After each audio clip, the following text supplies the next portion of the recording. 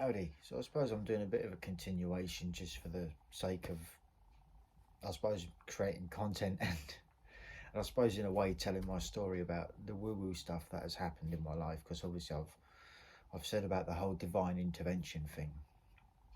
Now, one of the things that literally sprung to my mind, I was watching other videos on YouTube, but it wasn't actually anything to do with what I've been talking about of recent.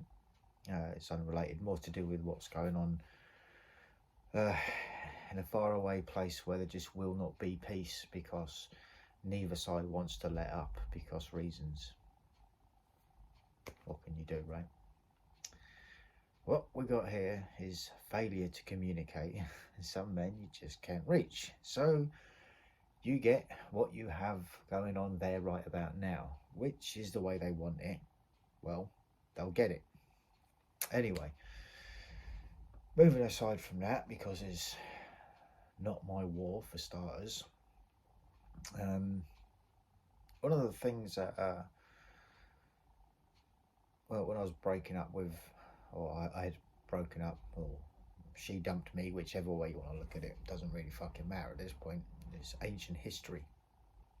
And that particular chick, she was into paganism, witchcraft, all that sort of thing. You know, the whole thing of, oh yeah, I'm a white witch and all this other thing. And the more I think about people that say stuff like that, it's like, you know, it's obviously it's more women that say stuff like that. And I'm trying to not paint a broad brush on this one, but in my experience, those that have said, "Oh, I'm a white witch," it's like you're not. You know, you might be a witch, yeah, maybe. But white indicates something of purity, and that is something that they were absolutely not, for various different reasons.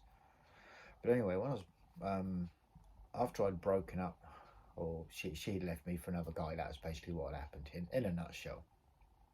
And so I was trying to deal more with the physical side of things, you know, getting all the paperwork sorted out and all of that, and things were tough, man. Like that was not a nice, like I say, it was not a nice breakup in the slightest. And anyway, she one weekend she contacted me and she said, right, have you been casting spells? I'm like, what? She said, you've been casting spells on me or the new guy or whatever. I'm like, no. So you seriously think I'm going to invest that much time, effort, and energy? No. I'll just like let whatever powers that are watching over me deal with you and your shit. Right? That's not absolutely fuck all to do with me. And that's just one instance. Now, I don't know how true that was, or whether I was just being told that because they wanted to point the blame at somewhere, because basically this guy had a business, and then and it's that thing, right? You know, those of you that have been involved in toxic relationships, now put aside all the woo-woo stuff for a second, right? These people literally destroy everything they touch, right? It's the people that they interact with, the stuff that they do, it all eventually turns to shit, right? It's, you could say maybe it's their own personal hex that they have on themselves because they are the way that they are and the way they conduct themselves with other people. Maybe that is a thing, but you know, it was pointed in my direction that, oh yeah, I was doing this, that, and the third, and witchcraft and spells and all this. It's like, no, I've never put a spell on anyone, because for starters, I don't believe in that. You know, it's like, I'm not denying the fact that they exist and people do them. You know, the same goes with the whole voodoo, hoodoo, what you don't dare do shit, right? Same thing with that. It's like, it's that thing. Like, if people want to fuck about with the unknown and the occult, it's like, there's consequences for that shit. It doesn't matter, like, oh yeah, I'm protected. If you're one of these people that you do all these bad things like hexes and shit on people, it's like, do you honestly think that's not to come back on you? It's like, no, you're going to suffer greatly for that shit. And then there's the other side of all this, right? In the more I'm talking, moving away from that, and more the psychological thing, right? So if someone says, oh yeah, I'll put a hex on you or whatever, now if the person is not mentally strong enough, they'll probably believe it, right? And then from that point on, anything bad that happens in their life, they're going to relate that to this other person having done something, right? Even though they didn't. Or maybe they did, and maybe it didn't have any effect, right? Just saying. And then, so there was that. And then there was, I think that, no, there was a recent one. I spoke about that. Again, this is within the sort of last 10 years scope. And another fucking crazy ex. And like the new guy, again, because, you know, another one of those couldn't keep her legs closed. Truth hurts. Anyway, obviously they were having problems in their relationship. Now me, I was just trying to live my life. Like I was doing that thing of, you know,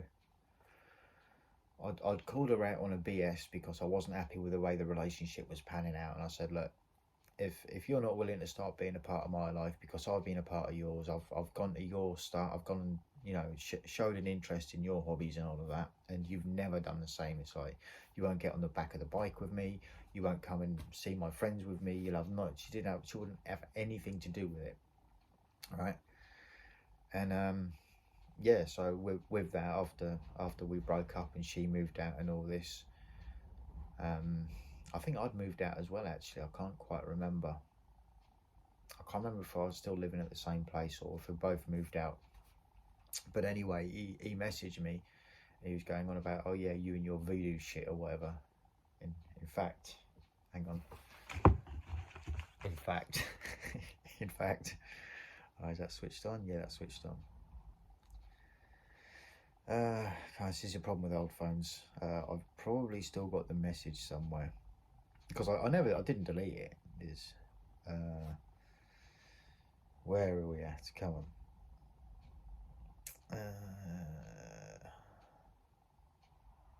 So I'm sorry for this. It's just because it's like I've just thought of it just now as I'm doing the video. So obviously it's gonna. Where is it? Or maybe if I look in, because there we go. So this was in like 2017, right? Right, this is what this new guy had sent me, right? Keep doing your black magic. You will never win. You will never win it. And believe me, you never met someone like me. I will drag you down to hell myself, mate. If you mess with me, you will see the devil yourself. Bro, you chose that bitch, right? No givesies backsies, no receipts. I'm not interested. I don't even know if he'd watch the channel or not. I told him, though, this is the thing, that the night that she tried to instigate some shit between me and him, and there wasn't a confrontation, there wasn't anything physical, but we exchanged words, and I was just keeping it peaceful. I'm like, bro, you don't understand what you're getting involved with. Like, not with me. And I said to him, not with me. I said, with her. I said, she's fucking with you. This is called triangulation, right? This is what these people with personality disorders do, you know, because they love the fucking chaos. And like I've said before, in that sense, all right, I'll talk about that a bit more.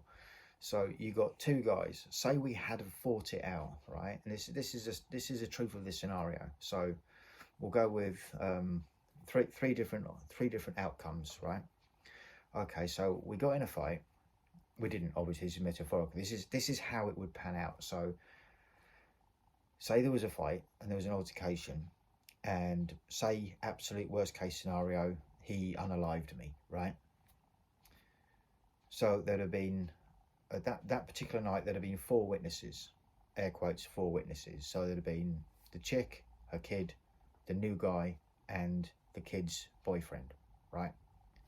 4v1. Now, if I'm unalived, I don't get to tell my story. Plus, if you've got to battle it out with 4 other people, it's going to look somewhat, you know, you're going to be like, no, you're chatting shit, even if you're not. That's why I recorded all of my fucking conversations with them. That's why I've kept that fucking message. Yeah, you drag me to hell yourself. Bro, we've been there for fucking years. You just never realised it. So then there's so of course she'd be able to, you know, support his claim of, say, self-defense or whatever. And again, not that I never throw the first punch in a fight. I wait for the other person, right? That's how I roll. And then from then on, as far as I'm concerned, gloves are off and it's all game. And it's like, if you get fucked up, that's a you problem. It's like, that's the path they chose as far as I'm concerned. What happens happens, right? So the other alternative, and in that case you'd all be also empowered and know he's the big hero, and you know, all of that, right? You get the score. This is why you don't date fucking single mums, right? I'm just saying, right? A lot of them are fucking cooked. So then there's the other alternative, right? So we have this metaphorical fight. Say I unalive him, for argument's sake, right? Or, you know, put him in hospital, whatever. She then gets to also say that it's still my fault. So no matter what, I'm going in the back of a cop car, like, or in the back of an ambulance in a body bag, right? One way or the other, right? And I don't get to win or anything like that in that sense, right? So she then gets to claim victim because I've unalived the new boyfriend and I'm the bad guy and all this, that and the third. And then in the meanwhile, all the shit that they've been chatting to other people, right? This is exactly how these people operate, right? They'll go around and they'll tell little bits of truth and then a shit ton of lies. And then that little bit of truth in their mind dissolves them of all the other bullshit that they were saying, right? Chatting, whatever. So they get to play the victim. They get to lap up all the commiserations and all of that from all of their air quotes friends, flying monkeys, call them what you will. And obviously, like I say, in that metaphorical situation, I get to spend 25 years inside. And it's like, you think I'm going to spend 25 years inside for some fucking dopey cunt woman? It's like, you're having a laugh, bro. It's like, no, I'm not going to fucking start a fight over that. You must think I'm stupid. It's like, no, there's a million other things that I would rather go inside for than that. You know, well, there's not actually a million of them, but you know what I'm saying? It's like, no, I just wouldn't entertain it, because it's not worth it. It's not worth ruining your life over a fucking woman that's cooked in the head, you know, a pathological liar. Well, then there's the third outcome. Say that the fight, this metaphorical fight, is so brutal that we both end up unaliving each other. They still get to play the victim. They still get all the commiserations. They still get to play the victim. Oh, poor me. And chances are they were probably shagging someone else behind everyone's back in the first place. Do you know what I mean? This is where we're at. So, yeah, and I said to the guy, I'm like, look, I don't want to fucking fight you. This ain't your fault. You don't understand what the fuck is going on here. And of course, he's all fucking getting all rowdy and all that. I'm just, oh mate, go fuck yourself. You know, I ain't fucking got time for this shit. So I walked away because I knew where it was going to go. Like I said, and I knew I couldn't win. Like, no matter what I did, I couldn't win, because the daughter's not going to start telling the truth. You know, the daughter's boyfriend is probably not going to start telling the truth over what happened. I mean, maybe he'd have broke down. He did look a bit, you know. It was that, and like I say, but what both of these guys don't realise, I mean, because the other guy, he was a young'un anyway, he's probably only like 16 or 17 at the time, so he wouldn't have had a fucking clue what was going on. As far as he's concerned, he's dating this chick's daughter and she's the best thing since sliced bread, and the same guy that the other guy was dating, this my ex, he would have thought she was the next thing, and oh, poor victim, and oh, he treats you like this, and it's like, no, all I ever did was try and do what was right by the relationship. That is, you know, that's what fucked me off. And then in the meanwhile, like I say, all the shit that goes wrong in their life, they point the finger back at me. And it's like, no, you chose to be with that fucking sket. You deal with her, right? No gives his backsies, no receipts, don't give a fuck. Your problem, bro. That's the path you wanted to take. Be a man, put your fucking big boy pants on and fucking deal with it.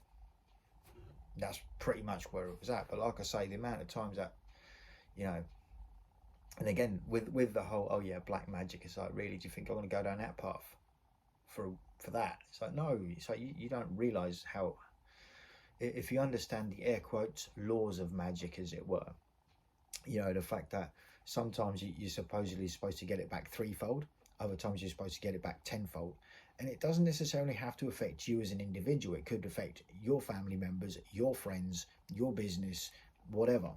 You know, that's as far as the air quotes rule of magic is concerned.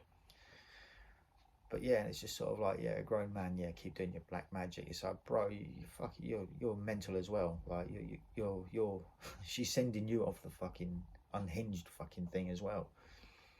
Like I say, this is what I say about dating borderlines. It's like, in some cases, they will try and get you killed. Like, I'm not fucking about when I say it. They will try and get you fucking killed. It might not be their actual intention, but if they do, as far as they're concerned, they've just gotten away with like manslaughter, pretty much, or being an accessory to someone being unalived. Do you know what I mean? It's like I say, personally, I've never fucking put a hex on anyone. What's the fucking point? Like, to have that shit come back on me? Now you're all right. My life's had enough problems as it is. Thank you very much, dealing with these fucking idiots. But do you know what I mean?